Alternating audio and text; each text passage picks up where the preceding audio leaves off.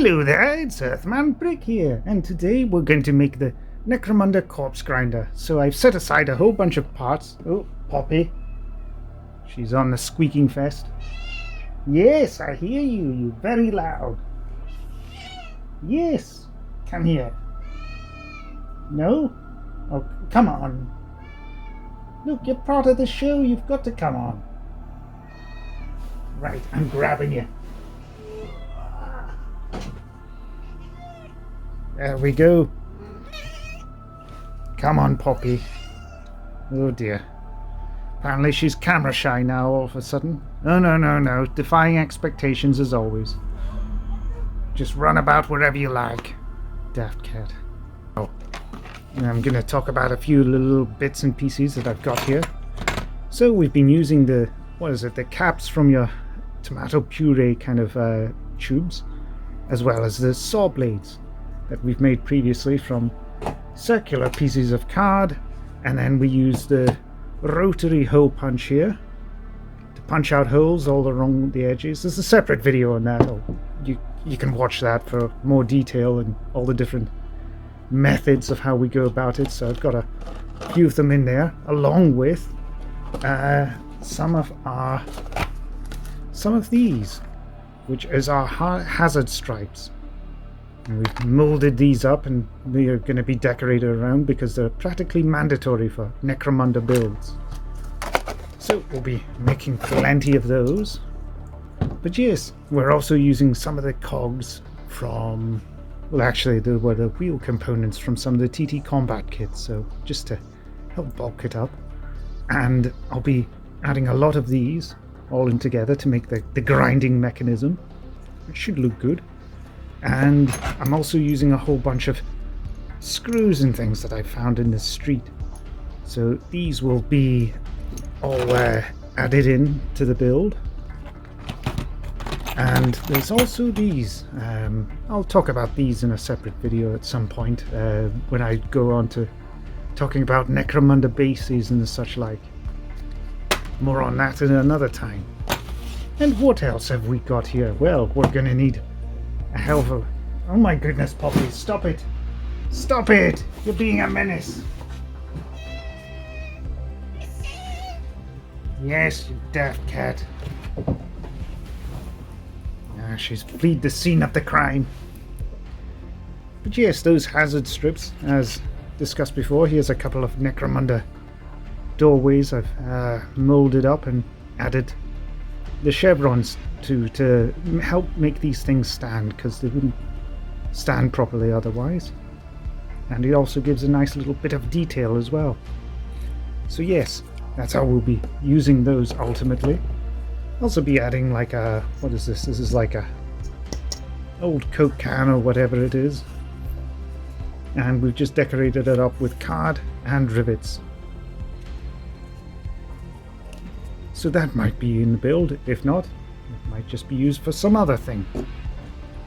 We'll also be using oodles and canoodles of panels, of which I've got a whole bunch pre-painted in here.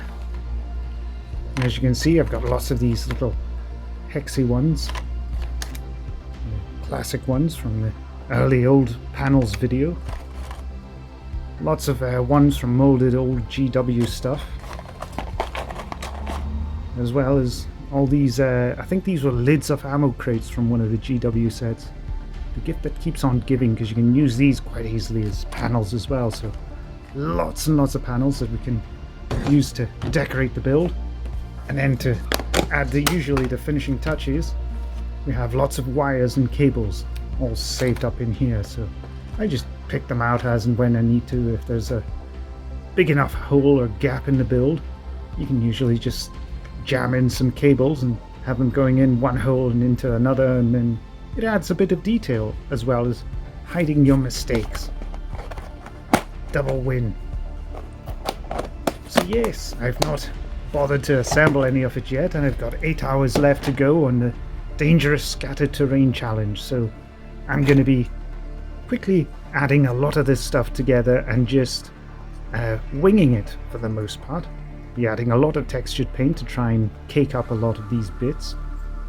And I'll try and make them as gory as I can. You want it to look like dried blood and things. It's all kind of coagulated and gets all nasty and whatnot. But yes, it's going to be like a general kind of housing, and then we'll have a platform going up. And we'll be adding a control panel as well at some point. I've done a separate video on the control panel. That'll be in the link in the description below as well. But enough about all this. On to the build. Well, that's what we planned to do, and this is what actually happened, as the two are often not quite the same. In fact, I've had many a project transform into something else entirely, several times. But enough about that, and more onto the building. I took some official Necromunda rules for their waste compactor, making sure that this build would follow the same size and basic principles. I've left a link below to the official Necromunda Badzone Delta 7 rules, as I plan to do a few other environments from those pages. Armed with the rules and approximate measurements, I traced them onto card and then bulked it out with expanded polystyrene packaging to get the basic frame before adding all the panels, grinding mechanisms, and further supporting them with old MDF sprue frames from the various kits I've built previously. I painted up between each layer as I built it up, as I knew the lower areas would be impossible to reach later on, hence why there's no pictures of those stages, as it would have looked proper messy. You know, work in progress and all that stuff. Made another trip to our PPE catalogue for several types of warning labels, cutting them out and then PVA gluing them on top of our pineapples. Lastly, I added on some extra weathering, which I shall explain more clearly in this next segment, with more interruptions from Poppy. Meh. Ah yes, and now I'm going to talk about how we get at some of this extra detail. Like you can see all this grit and nastiness all in here and various places. Like right there, for example, you can see there's a whole bunch of nasty looking textured kind of rust, and looks like worn metal, especially in the inner innards of the machine as well. All about.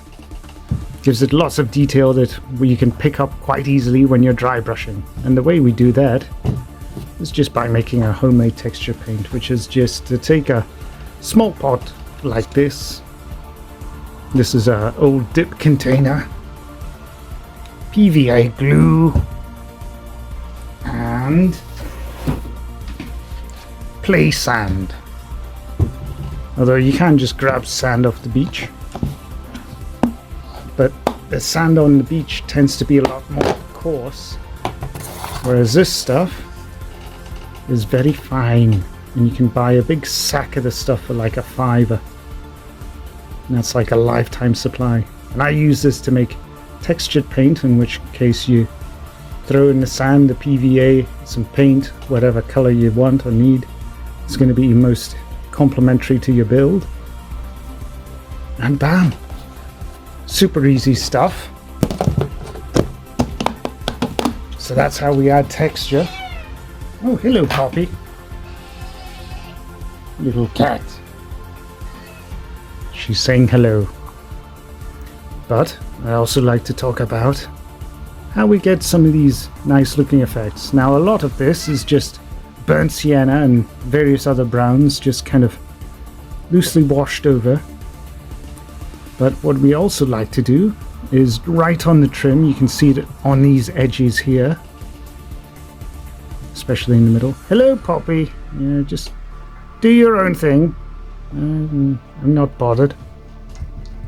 So you can see it here with all the silver right on the edge to create a nice solid weathering, which is brown paint right over the edges and then silver, light silver right on top, and it creates a nice contrast. It gives a weathered appearance.